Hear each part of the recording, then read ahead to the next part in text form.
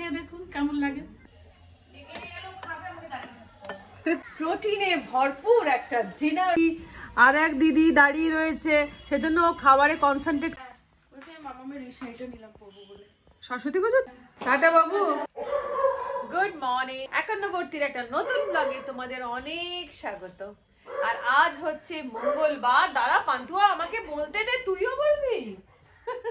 আজ হচ্ছে মঙ্গলবার আর এখন বেজে গেছে, বল এদিকে বল, এখানে বল, এখন বেজে গেছে 11টা। রান্না বান্না কমপ্লিট করিনি, না করে এই যে পান্তুয়াকে নিয়ে আর চা নিয়ে বসে আছি। ব্রেকফাস্টের পর্ব শেষ করে নিয়েছি, করে নিয়ে এই 11টা নাগাদ দেখবে একটু চা খেতে ইচ্ছে করে। মানে আমি তো ব্রেকফাস্টে রুটি খাই, আর রুটি খাওয়ার পর একটা চায়ে চা মনটা একটু টানে। তো এই যে বসেছি একটু চা নিয়ে।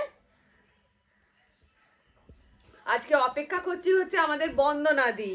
বন্দনাদিকে তো তোমরা দেখেইছো অনেক ব্লগে। বন্দনাদির জন্য অপেক্ষা করতে করতে আমার কিন্তু ঘড়িতে 11টা বেজে গেছে। আর কেন অপেক্ষা করছি জানো তো?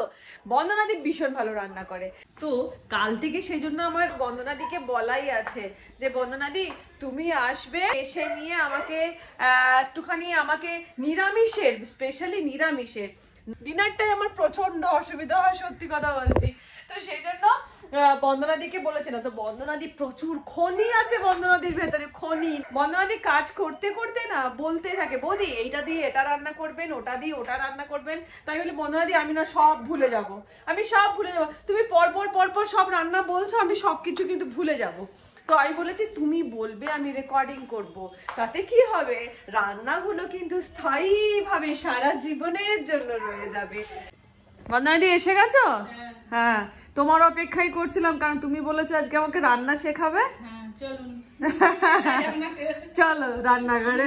সয়াবিনটাকে ভিজিয়েছে না, সয়াবিন ভেজাবো। হ্যাঁ, গরম জল করে একটু ভিজিয়ে নিই। গরম জল। বলো বলো। আরে লজ্জা পাওয়ার কিছুই নেই।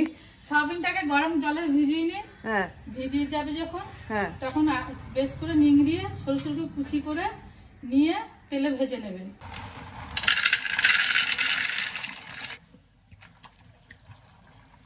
সয়াবিনটা একটু গরম জলে ভেজাবো, আর তাতে একটু দিয়ে দিলাম হচ্ছে নুন।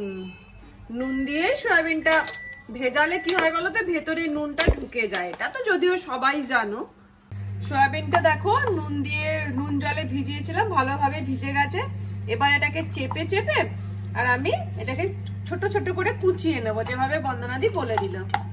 এবারে কড়া বসিয়ে আমি ভেজে নিচ্ছি সয়াবিন গুলোকে।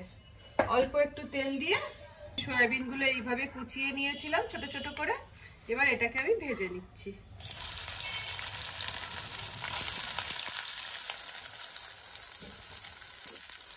আর ভাজার সময় দিয়ে দেব অল্প নুন, আর দিলাম অল্প হলুদ দিয়ে এটা একটুখানি লাল লাল করে ভেজে নেবো, তাতে সয়াবিনের গন্ধটা চলে যাবে।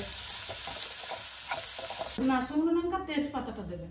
আচ্ছা, এবারে ওই সয়াবিনটা ভেজে তুলে নিয়ে আমি ওর মধ্যে দিয়ে দিলাম, ওই কড়াতে দিয়ে দিলাম আবার একটু তেল।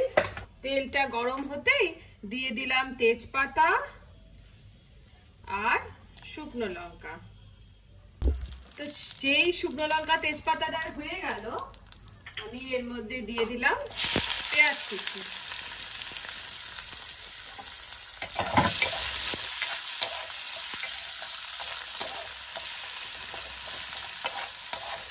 আদা বাটা দিয়ে লাড়াচাড়া করে।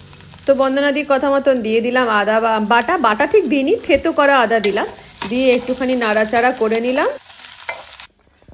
বন্দনাদি, রসুন দেওয়া যাবে না বলো? হ্যাঁ, রসুন দিলে শাক তো। হ্যাঁ, রসুন দেওয়া চলবে।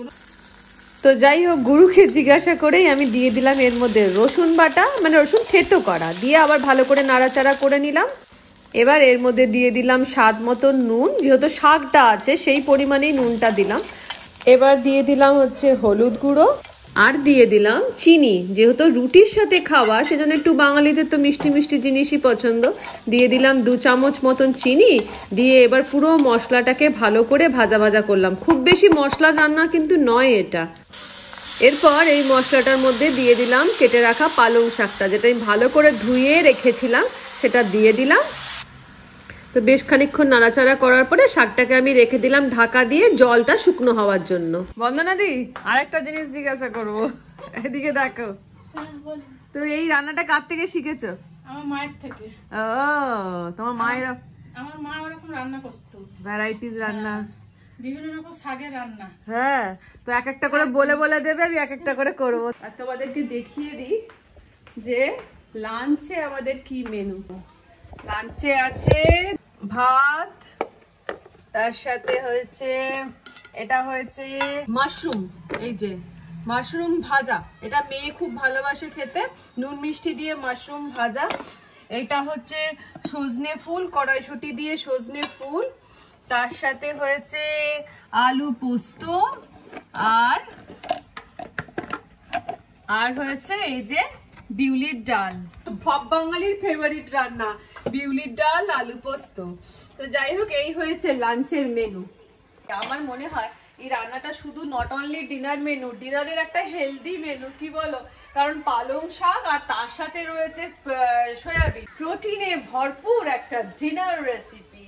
আর মেয়ে আজকে চলে যাচ্ছে আবার হস্টেলে, ব্যাক করছে সরস্বতী পুজোয়, এখানে ও থাকছে না, কারণ সরস্বতী পুজোতে কলেজে এবছর সরস্বতী পুজো ওদের হচ্ছে আর কি, মানে প্রতি বছরই হয়। একবার হচ্ছে নার্সিং স্টুডেন্টদের জন্য, নার্সিং স্টুডেন্টদের পালা থাকে, আর আরেকবার কোনোবার থাকে হচ্ছে মেডিকেল স্টুডেন্টদের। তো এই বছর পড়েছে মেডিকেল স্টুডেন্টদের জন্য, তো যে কারণে মেয়ে আর এই বছর বাড়ি থাকছে না, ওখানে চলে যাচ্ছে বন্ধু বান্ধবদের সাথে পুজো বা ঘোরাফেরা করবে। এই 3টের সময় ওর বাস, আর এখন বেজে গেছে ঘড়িতে 1টা। স্নান কমপ্লিট, এবার রেডি হয়ে নাও, খেতে দিয়ে দেবো। আর এদিকে পান্তুয়ার অবস্থা দেখো, ওকে খাবার দেওয়া হয়েছে, কিন্তু খাবার দেওয়া হলে কি হবে, ও খাওয়াই কনসেন্ট্রেট করতে পারছে না, যেহেতু দিদিরা এখানে বসে আছে, এক দিদি আর এক দিদি দাঁড়িয়ে রয়েছে, সেজন্য ও খাবারে কনসেন্ট্রেট করতে পারছে না। পান্তু আয় না, খেয়ে নিবি, আয় আয় আয় আয় আয় আয়, তোদের দুজনকে পেলে ও খাবারও চায় না, আয় আয়। এইবারে আমি যখন জলটা অনেকটাই কমে এসছে শাকের, দেখো শাকের জলটা যেই কমে আসছে, এবার আমি অ্যাড করে দেবো ভাজা সয়াবিন গুলো, দিয়ে এটাকে মিক্স করব।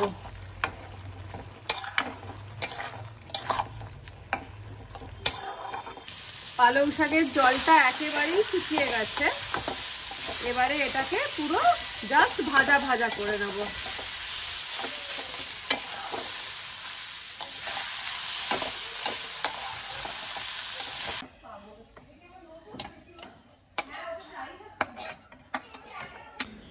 কমপ্লিট। তো রেডি হয়ে গেল বন্দনাদি স্পেশাল সোয়া পালং রেসিপি। আর সোয়া পালং নামটা কিন্তু আমিই দিয়ে দিলাম, কারণ ওরা হচ্ছে সহজ সরল মানুষ, এত তো নামটাম জানে না, তো আমি এই জন্য এটা নাম দিয়ে দিলাম সোয়া পালং। তোমরা অবশ্যই এটা বাড়িতে ডিনারে ট্রাই করে দেখো, একটা হেলদি খাবার প্লাস খেতেও খুবই খুবই টেস্টি হয়েছে। এবার আপনারা খেয়ে দেখুন কেমন লাগে, আচ্ছা দিয়ে বলবেন, একদম কমেন্ট করে জানাবে। তো যে প্যাকিং কমপ্লিট, সরস্বতী পুজোতে বাহ ভালো লাগছে। মাম্মামের থেকে নিলে? মাম্মামের থেকে। খুব সুন্দর শাড়িটা। আর দিয়ে এটার সাথে কি ব্লাউজ পরবে? লাল একটা ব্লাউজ নিয়ে নিয়েছি। আচ্ছা, লাল ব্লাউজ দিয়ে এটা পরবে। আর সরস্বতী পুজোতে অঞ্জলিটা কিন্তু মনে করে দেবে, আর ইয়ে করবে কি বলে, বই খাতাগুলো ঠাকুরের কাছে রেখে দেবে। হ্যাঁ, তো এবারে মেয়ে হয়ে গেল রেডি। এইটা কি আবার হাতে? জ্যাকেট। আবার গায়ে একটা, আবার হাতে একটা। পুরো না পরে, ওখানে মারাত্মক ঠান্ডা। হ্যাঁ, দুর্গাপুরে বরফ পড়ে। ঠান্ডা দুর্গাপুরে। টাটা। চললো সি অফ করতে, গ্যালারি থেকে এবার দেখবে। দাও তুমি তোমার গ্যালারিতে উঠে যাও। চললো।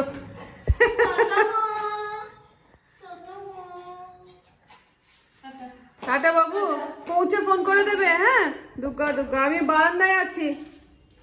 তো মেয়ে বেরিয়ে গেল, ঠিক 12 থেকে 15 দিন অন্তর অন্তর ও আসে, যেহেতু দুর্গাপুর কাছে, কিন্তু যতই যাই হোক, যেই ও বেরিয়ে যায় না, মনটা ভীষণ খারাপ হয়ে যায়। তো আমি আজকের ব্লগটা এখানে শেষ করে দিচ্ছি। ব্লগ ভালো লেগে থাকলে আমার পাশে থেকো, সাথে থেকো। যারা নতুন আছো তারা সাবস্ক্রাইব করে দিও। আর হ্যাঁ, রেসিপিটা অবশ্যই ট্রাই করে কমেন্ট করে আমাকে জানিও, আমিও সেটা বন্দনাদিকে কনভে করে দেবো। আর বন্দনাদির একটুখানি ভালো লাগবে। তাহলে আজকের মতন টাটা।